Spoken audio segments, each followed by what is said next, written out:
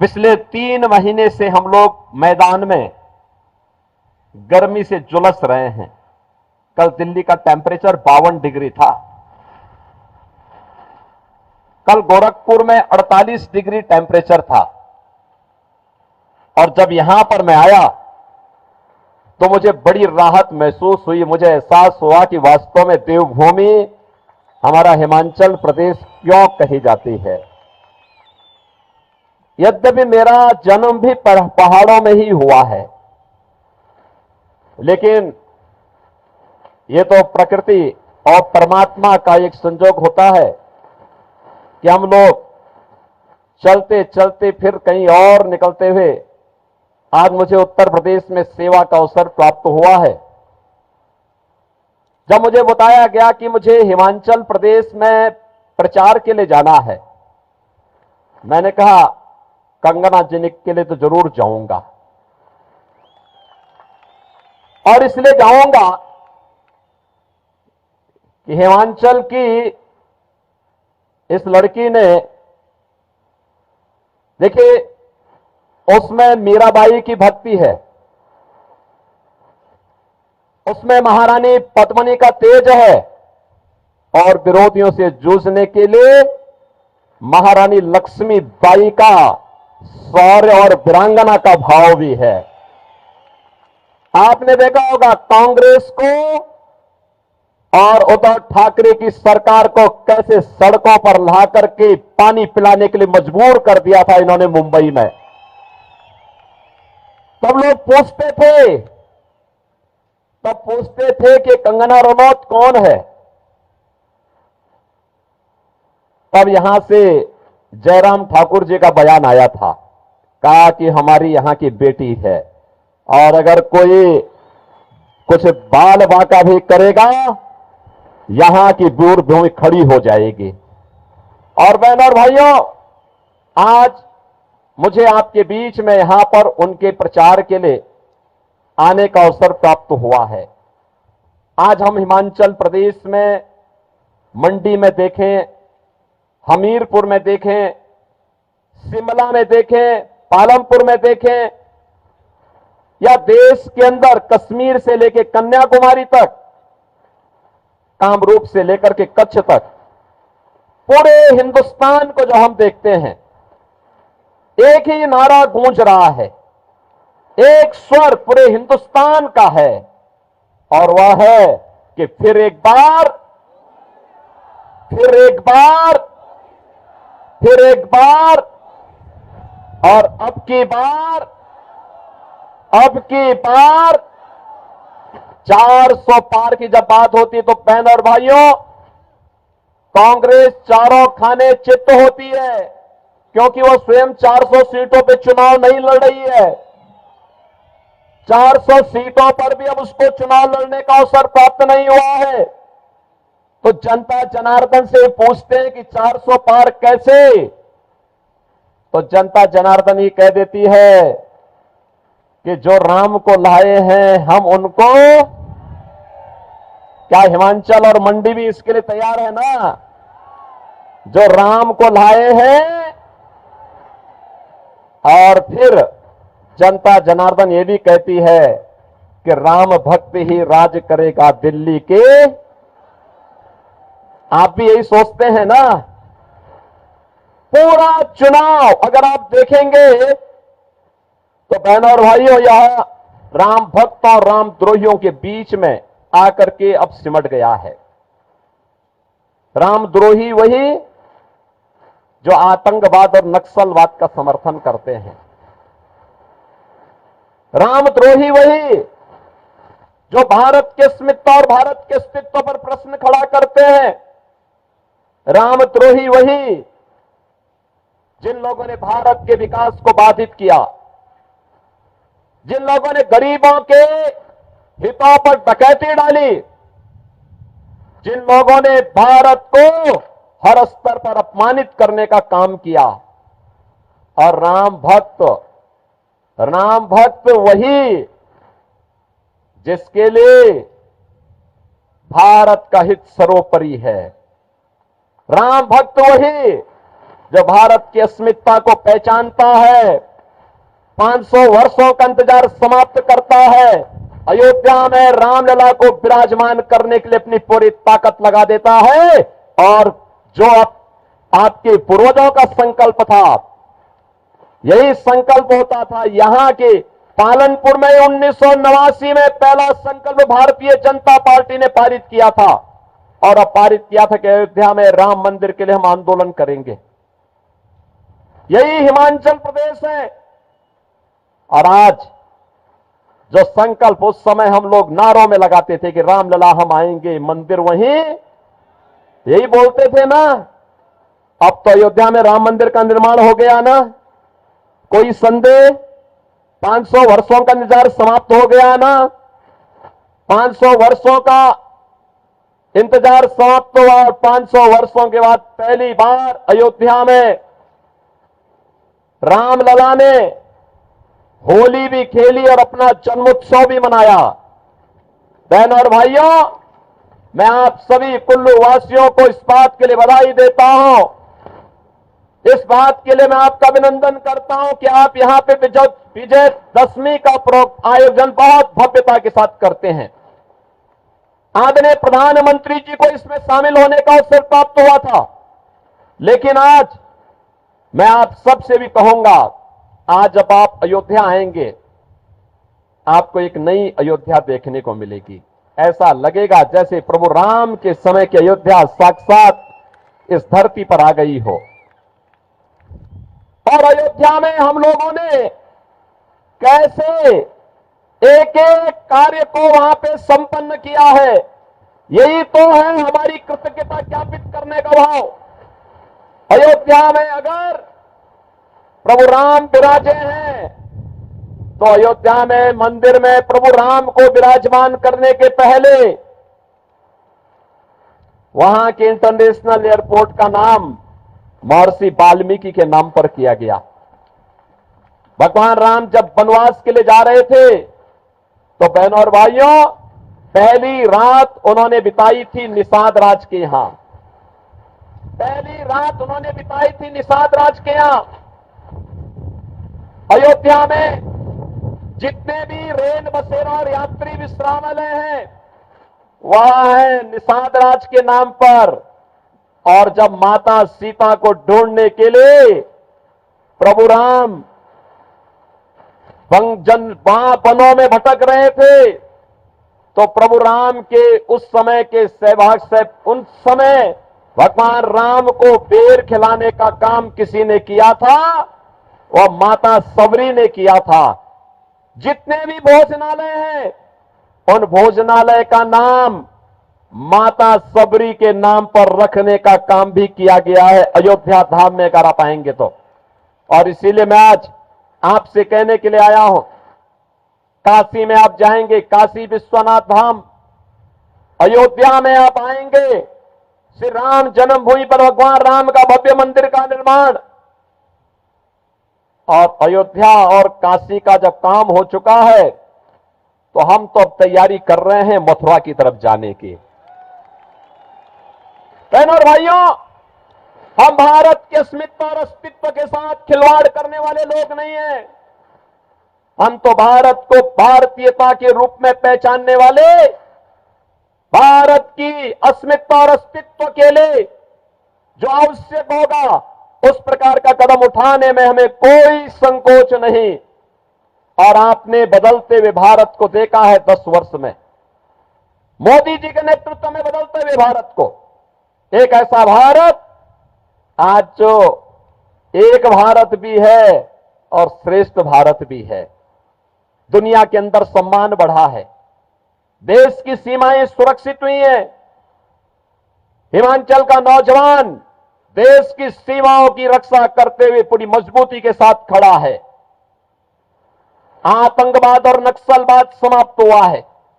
मुझे याद है, ये महेश्वर सिंह जी हैं, हम लोग संसद में रहते थे, कांग्रेस की सरकार थी, और देखते थे हम लगातार आतंकी घटनाएं घटित होती थी। कभी कश्मीर में, कभी दिल्ली में, कभी अहमदाबाद में, कभी चेन्नई में, कभी अयोध्या में, कभी काशी में, कभी लखनऊ में लगातार ये घटनाएं घटित होती थी।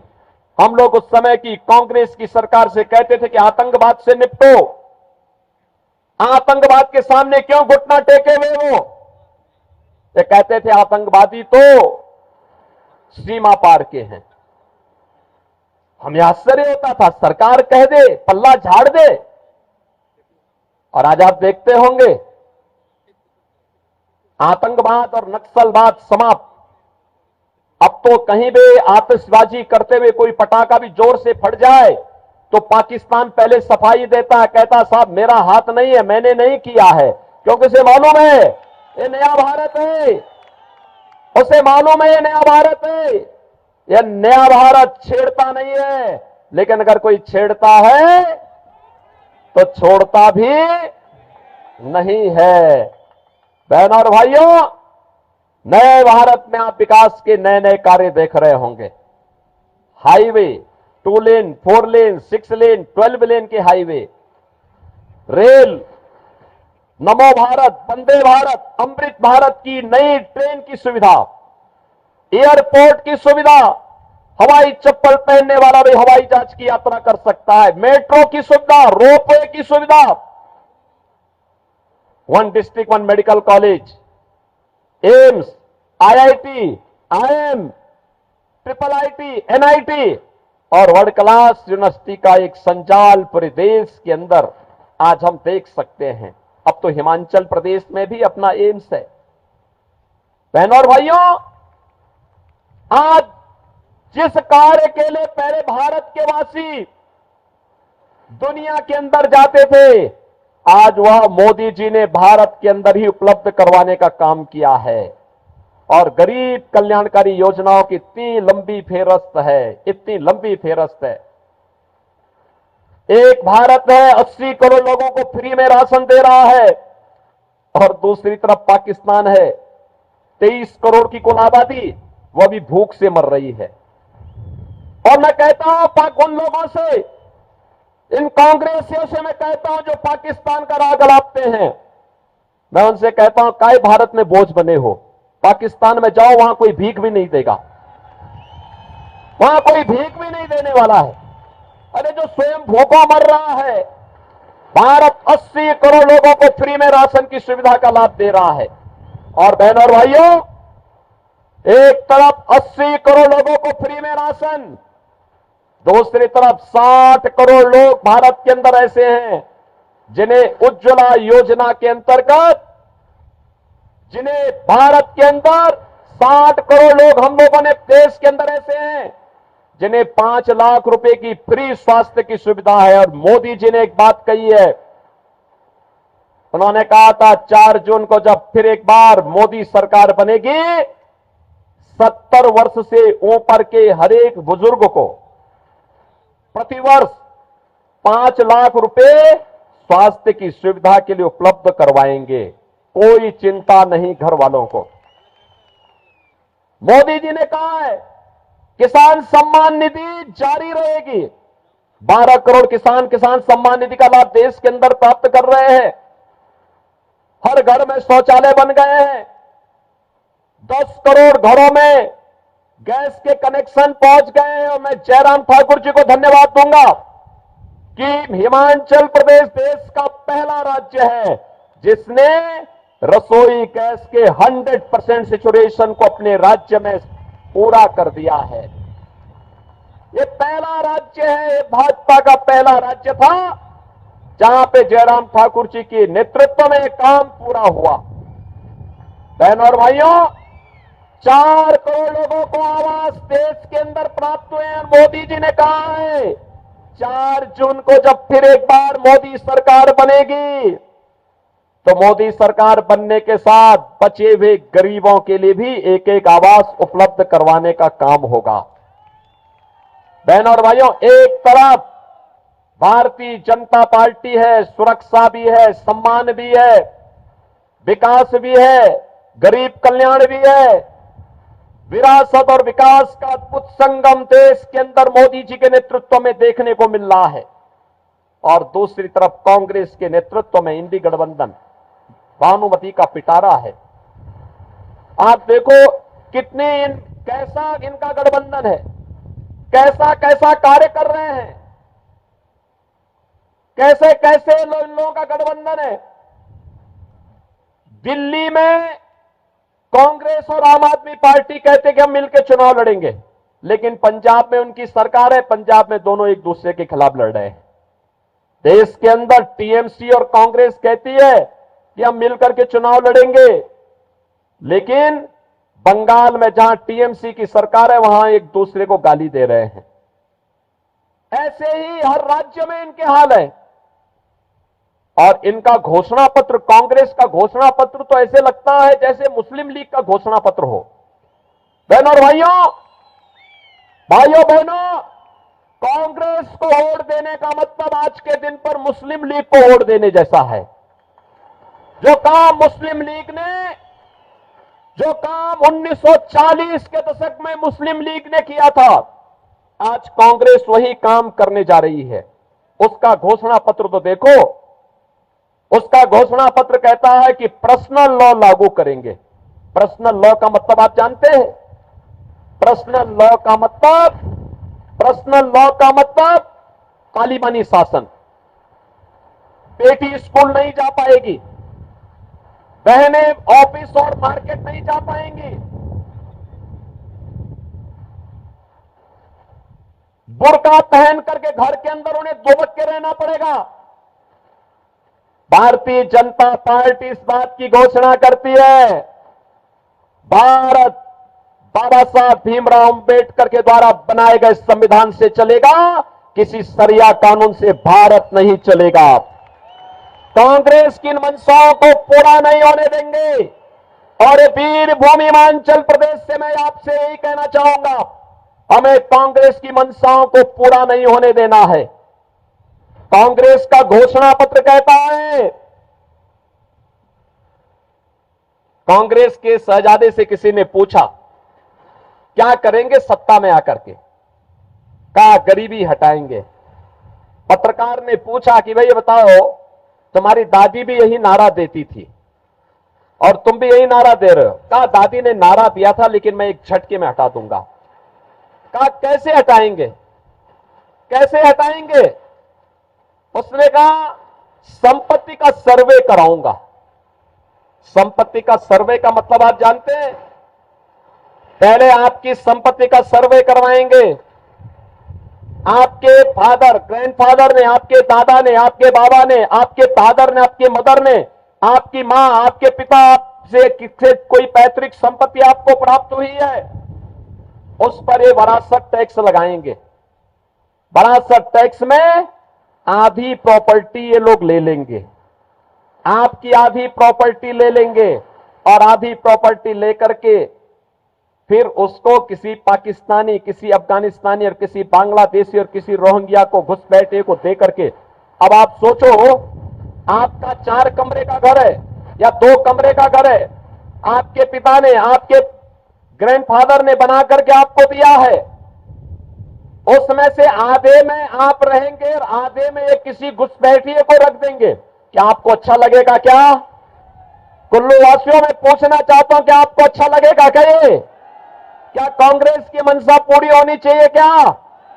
और मैं इसीलिए कहता हूं, इनका ये वरासत टैक्स जजिया कर है, औरंगजेब का जजिया कर। औरंगजेब की आत्मा एक कांग्रेस के अंदर घुस चुकी है। औरंगजेब मुगलों का सबसे क्रूर बादशाह था। औरंगजेब, बहन और भाइयों, कोई मुसलमान भी, कोई शरीफ मुसलमान भी अपने पुत्र का नाम औरंगजेब नहीं रखता है, क्योंकि औरंगजेब ने पहले अपने भाई की हत्या की, फिर अपने बाप शाहजहां को उसने जेल के अंदर कैद कर दिया था। और कैद करने के बाद शाहजहां ने कहा है, शाहजहां की जीवनी अगर आप पढ़ेंगे, शाहजहां ने, अगर आप खुदा भक्त लाइब्रेरी पटना कभी आपको जाने का अवसर प्राप्त हो तो वहां जाइए, शाहजहां और औरंगजेब के बारे में पढ़िए। शाहजहां कहता है कि दुष्ट औरंगजेब, तुझ जैसा कमबख्त पुत्र कभी किसी को पैदा न हो। तूने जीते जी मुझे एक एक बूंद पानी के लिए तरसाया है, और तुझसे अच्छे तो हिंदू हैं जो अपने बड़े बुजुर्गों का सम्मान करते हैं और मरने के बाद भी उनको श्राद्ध और पितरों को जल दे करके उनकी तृप्ति करते हैं। बहनों और भाइयों, जिस औरंगजेब के बारे में उसका बाप ये कहता हो, उस औरंगजेब की आत्मा एक कांग्रेस के अंदर घुस चुकी है। और इसीलिए मैं आपसे कहने के लिए आया हूं, स्वतंत्र भारत में अब किसी औरंगजेब को पैदा मत होने दीजिए। ये औरंगजेब है जिसने काशी में भगवान विश्वनाथ का मंदिर तोड़ा था। यही औरंगजेब है जिसने मथुरा में भगवान कृष्ण की जन्मभूमि पर मस्जिद का निर्माण कर दिया था। बहनों और भाइयों, हमें इन दुष्टों को फिर से जीवित नहीं होने देना है और इसीलिए तो हम यूपी के अंदर बहुत सख्ती से निपटते हैं इन लोगों से, बहुत सख्ती से। आपने देखा होगा, आज तो मैं जब हिमाचल आता हूं तो हिमाचल का ट्रांसपोर्टर मेरे पास आता है, कहता साहब जब से आपकी सरकार आई है, बीजेपी की सरकार आई है, हम बड़े सुकून से यूपी के अंदर जाते हैं। मैंने कहा कैसे? कहा साहब आज वहां कोई परेशानी नहीं, कोई लूटपाट नहीं, कोई पैसा हमसे नहीं मांगता। लेकिन दूसरी तरफ वहां पे ये औरंगजेब को अपना आदर्श मानने वाले जितने बड़े बड़े माफिया थे, इन माफिया को हमने एकदम ठीक करने का काम किया है। बहनों और भाइयों, हमारा संकल्प था कि अयोध्या में रामलला का भव्य मंदिर बनाएंगे, और संकल्प भी पूरा हुआ। और हमारा संकल्प था कि उत्तर प्रदेश को माफिया मुक्त करके इनको मिट्टी में मिलाने का काम करेंगे। बहनों और भाइयों, आज आप देखते होंगे उत्तर प्रदेश में कोई माफिया नहीं बचा है, कोई नहीं बचा है। आपने 7 वर्ष में यूपी में कोई दंगे का नाम सुना? अब नहीं होता दंगा, कोई कर्फ्यू नहीं, कोई दंगा नहीं, बेटी और व्यापारी की सुरक्षा पे कोई खतरा नहीं, हर ओर खुशहाली है, विकास के पथ पर तेजी के साथ आगे बढ़ रहा है यूपी। और इसलिए क्योंकि हमने कहा वे जिसको औरंगजेब प्यारे है तो उसकी कब्र में ही जाओ, तुम्हें वहीं दफना देते हैं। और बहनों और भाइयों, आज यूपी में सब चंगा है, बहुत अच्छा है, कोई दिक्कत नहीं। और मैं आपसे यही अपील करने के लिए आया हूं, कांग्रेस भटक चुकी है, पूरी तरह अपने रास्ते से भटक चुकी है।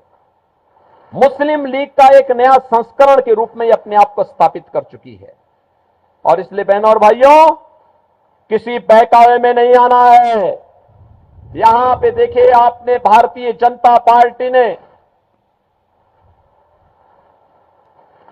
आपके बीच में प्रत्याशी बना करके सुश्री कंगना रनौत जी को आपके पास भेजा है। देखिए, उनके पास प्रतिभा है, कार्य करने की क्षमता है, उनके पास कला भी है, और कला के माध्यम से इस मंडी संसदीय क्षेत्र को कैसे चमकाना है, कैसे आगे बढ़ाना है, ये विकास के कार्य करने की एक जज्बा भी है, कार्य करने का, आगे बढ़ने का एक उनके पास क्षमता भी है, और जज्बे को आगे बढ़ाने की सामर्थ्य भी है। आपने उनकी सामर्थ्य को देखा होगा। आप सोचिए, इस पहाड़ से निकल करके अपने बल पर, अपने दम पर, अपने संघर्षों के बल पर जिन्होंने भारतीय सिने जगत में अपना एक स्थान बनाया हो, और अब मुझे पता लगा इन्होंने बीच में एक फिल्म में जयललिता का रोल किया था, बहुत शानदार रोल था इनका। आप कभी उनकी उस फिल्म को देखेंगे तो ऐसे लगता, मैं कहता था भी ये लड़की जयललिता का रोल मुख्यमंत्री के रोल को कैसे कर देगी, लेकिन बहुत शानदार रोल उनका उस समय था।